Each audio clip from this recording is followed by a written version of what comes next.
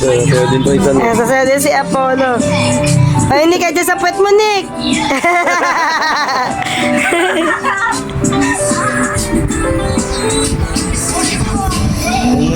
Kung magpo-postal kasi nakaubad si Apollo. Kaya talaga ni Kuya.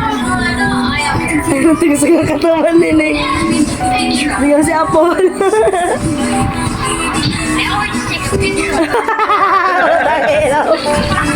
Tingnan sa katawan. Puto. Tingnan sa katawan ni Nick, Puto.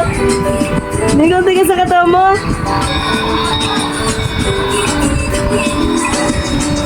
Putang inang yan. Talagang future. Masaya ako kanta. Putang inang. Wala kayo kay Apollo. Ganyan Apollo. Titingnan mo di. Ano yung si Apollo?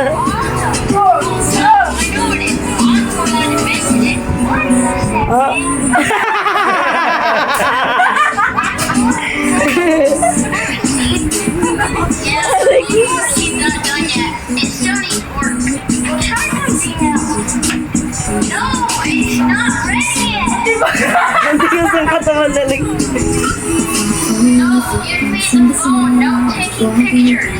Muna. Nanti ka sa katawan, no? Ewan ko ba ano kinain mo? Karton ata kinain mo. Wala ka, maganda ng boses niya, okay na yun. Hindi marunong kumanta, pero maganda sumayaw. Si Apollo kaya, sumasayaw na rin si Apollo, Si Nick, si Tamblingero. Putok, ito, tigil sa katawan.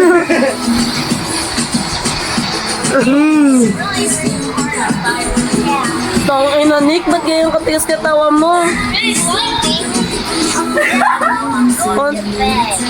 Yeah, good idea.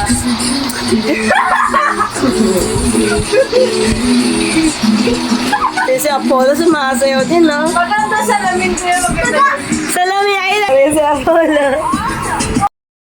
Sa pamilya, hindi mawawala ang mga problema. Pero dapat, hindi na natin dinadagdagan pa. Kung may problemang nagpapadilim sa pamilya, huwag na natin mas padilimin pa.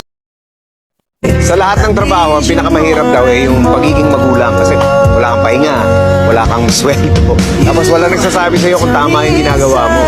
Sa akin, isa lang ang sukatan ko. Yung mapangiti ko yung mga anak ko, kahit walang okasyon, yung makita mo silang masaya dahil nagabayan mo sila at nabigyan mo sila ng pagmamahal na walang kapalit. Sa akin, okay na ako doon. You're my sweetest addiction, you're my strongest inspiration.